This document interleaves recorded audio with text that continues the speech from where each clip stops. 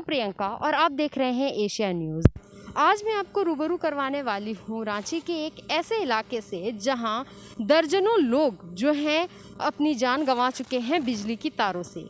तो आइए जानते हैं कि क्या है समस्या कि वो बिजली के तारों से झूलकर मर रहे हैं।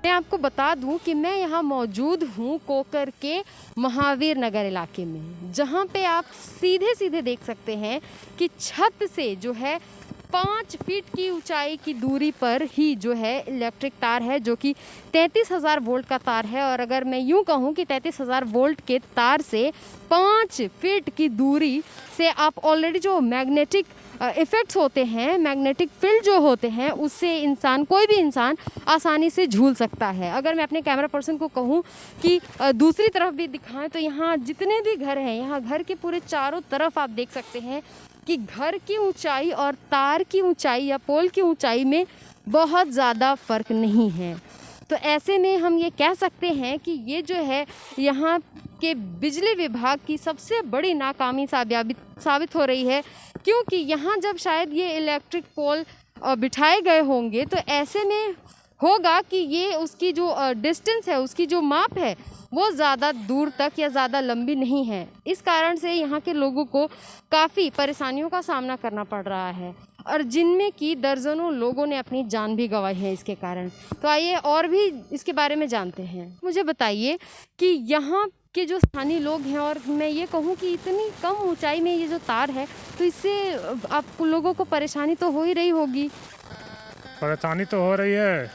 ये तार पहले से बिछा हुआ, लोग ज़मीन लेते गए, अपना घर बनाते गए। सरकार से ये उम्मीद लगा बैठे कि आज न कल तार हटेगी, लेकिन तार अभी तक हटी नहीं। गवर्नमेंट के पास इसका मतलब बिजली विभाग में लेटर भी दिया गया है, लोगों ने धरना प्रदर्शन भी दिया। जब मृत्यु हुई थी यहाँ पे तो लोगों ने रोड जाम किया था, कोकर रोड को, और वहाँ पे धरना प्रदर्शन किया था। उस पर आश्वासन मिला था, लेकिन इस पर कुछ वर्क नहीं हुआ। जी, तो अब तक बताइए कि अब तक यहाँ पे, जहाँ तक मेरी जानकारी है, यहाँ पे दर्जनों लोगों की जान जा चुकी है। तो वो किस कारण से? वो बिजली के तारों से ही गई है।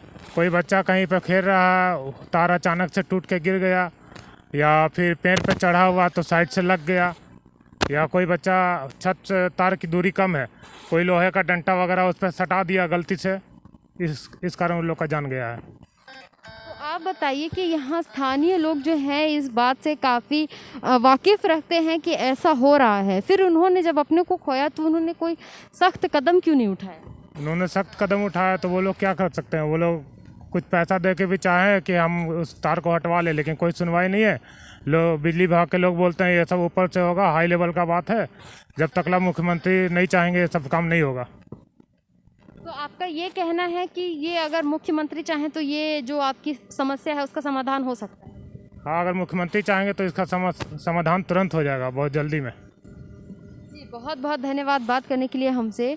तो किस तरीके से आपने देखा कि यहाँ के जो स्थानीय लोग हैं उन्होंने ऑलरेडी कंप्लेन फाइल की है और यहाँ पर जो है बहुत सारे कंप्लेन किए जा चुके हैं। तो ऐसे में बहुत ज़रूरी है कि इनकी बात सुनी जाए। हम आपको दिखाते हैं कि किस तरीके से यहाँ तार, कितनी दूरी है तार की। मैं अगर अपने कैमरा पर्सन से कहूँ तो ये जो छत है और इस छत के बिल्डिंग के ऊपर आप देख सकते हैं कि 8 फीट की भी दूरी नहीं है, 8 फीट की भी बिल्कुल दूरी नहीं है कि यहाँ पर कोई भी अगर छत पर कुछ भी करता है। और शायद यही कारण है कि यहाँ इन लोगों ने ये तार और ये सारी चीज़ें अपनी सेफ्टी के लिए, अपनी जो टेम्परेरी सेफ्टी है उसके लिए ये बना कर रखा है कि किसी भी तरीके से अगर तार टूटे तो इन पर ना गिरे।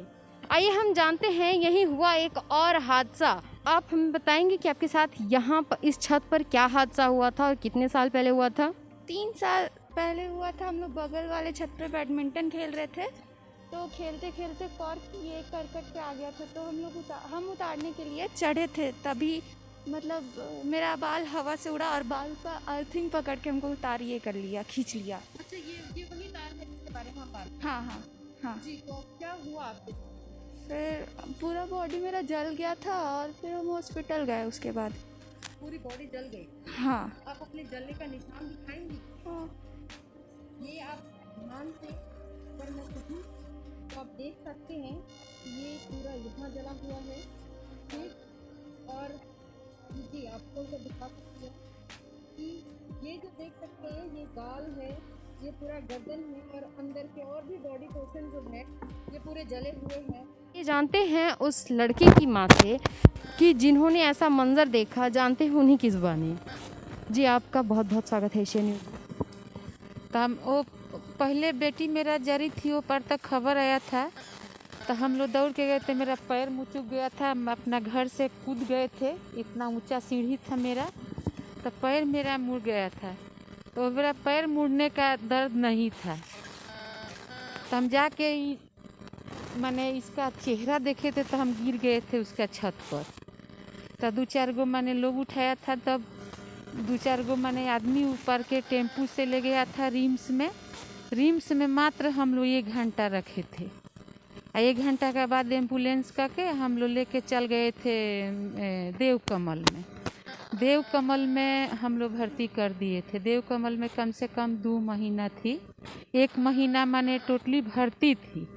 1 महीना के बाद छुट्टी हुआ था, तब हम 3-3 दिन पर ले गए थे ड्रेसिंग कराने के लिए। बहुत उस समय हम लोग का चोट पहुंचा था, माने गरीब आदमी का कर्जा में हम लोग फंस गए थे। 3-4 लाख रुपया लग गया था मेरा बेटी में। हाँ, तब तक कर्जा सधाते सधाते स्थिति खराब हो गया था। उस समय मेरा पति का पैर टूट गया था टेम्पू से, तो उस समय पैर टूट गया था, तो बेटी के जरल के घाव, ओकरा बाद पति का पैर के घाव दोनों सता रहा था। तो हम लोग का किए जे संजय जायसवाल में भर्ती किए, पति को उसमें ऑपरेशन कराएं, गोड़ के पर प्लास्टर कराएं, 50,000 रुपया उसमें लग गया था। दुख माने चौंपा था उस समय। तो मैं ये वो का कहें, मैं ये जानना चाहूँगी कि जब आप पहली बार अपनी बच्ची को हॉस्पिटल लेके गई और वहाँ पे उसका घाव देखा, तो आपको कैसा महसूस हुआ? वो पर तब महसूस हुआ जे हम लोग जिंदे नहीं थे। हम बेटी के साथ हम भी बेहोश हो गए थे। हाँ, उस समय हमको कुछ नहीं बुझाया था जे बेटी कहाँ जली थी, कहाँ थी। उस समय कुछ नहीं बुझाया था, नीमन बेजाय हम लोग कुछ नहीं जाने थे। मैंने पूरा पब्लिक ले गया था, रिम्स में भर्ती किया था। रिम्स में 1 घंटा रह के कोई कहा था जे कहाँ पता करे कहाँ नहीं, तब देव कमल के पता लगा तो हम लोग लेके भाग गए। उस समय आपकी बच्ची की हालत कैसी थी? कैसी एकदम बेकार थी, बच्ची की हालत बहुत बेकार थी। मैंने वे माँ पानी पिलाओ, वे माँ बेहोशी के सुई दिलाओ, वे माँ बेहोशी के सुई दिलाओ, तब देव बहुत चिल्ला रही थी, एकदम स्थिति खराब हो गया था। हम तब देव कमल के डॉक्टर बोला था जे हो सके तो इस पर से काटना पड़ेगा। हाँ, तब मेरा तो हालत और खराब, जो अपाहिज होके जी के क्या करेगी। तब एगो बड़ा सा डॉक्टर आया, तो कहे नहीं रिसिता को पैर हाथ सब ठीक है, बाकी खर्च लगेगा। हम जे सर खर्च लगेगा, हम अपना देह बेचेंगे, खेत बेचेंगे, घर द्वार बेच देंगे, बाकी अपाहिज नहीं होने देंगे। हाँ, मैं आपकी बातों को से बहुत स्तब्ध हूँ और बहुत ही संवेदनशील समय रहा आपके लिए। तो देखा आपने कि किस तरीके से यहाँ आम जनमानस को आए दिन इतनी कठिन परेशानियों का सामना करना पड़ रहा है।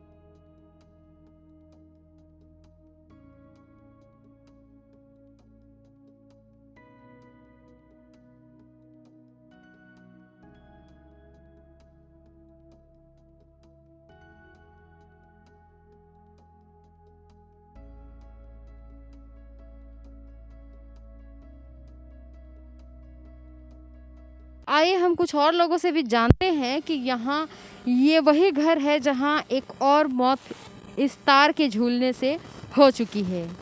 जी आप बताइए कि यहाँ क्या हादसा हुआ था, कब हुआ था और कैसे हुआ था? वो एक जन था जो यहाँ पे मना था यहाँ से अंदर आने। ऊपर में उनको बहुत मना किया गया था, लेकिन वो मानते नहीं थे।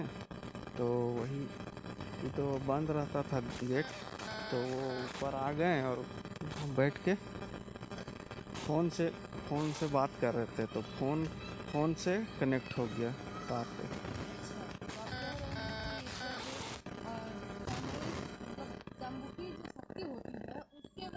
हम्म हम्म हम्म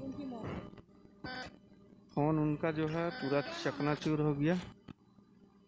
नाम तो अभी नहीं पता है, लिखे हुए हैं। बस मेरी 35-36 साल थी। अगर मैं यूँ कहूँ कि अगर मैं दिखाऊं कि आप देख सकते हैं कि तार और घर, अगर मैं कहूँ कि ये जो खड़े हैं और इनके बिल्कुल हाइट के बिल्कुल बराबर जो है ये तार यहाँ पर मौजूद है, तो आप देख सकते हैं कि ये कितना ज़्यादा जोखिम भरा है इन लोगों का रहना यहाँ पर इस घर में। कि कितनी भी कोशिश कर लें कि छत पर नहीं आना है, लेकिन अब ये घर है, घर में इंसान इधर उधर तो घूमता ही है। अगर घर में नहीं घूमेगा तो फिर कहाँ घूमेगा? तो क्या सरकार को ये समस्या नहीं दिखाई देती है? क्या यहाँ के जो भी प्रशासनिक लोग हैं, जो भी अधिकारी हैं, उनको ये समस्या नहीं दे रही है? इतने सारे दर्जनों मौतों होने के बावजूद भी यहाँ कोई कार्यवाही नहीं की जा रही है, जिससे कि इन लोगों की परेशानियाँ दिन पे दिन बढ़ती जा रही हैं। आगे और भी तमाम जानकारियों के लिए बने रहिए एशिया न्यूज़ इंडिया के साथ। मैं प्रियंका, सौरभ रॉय के साथ, रांची।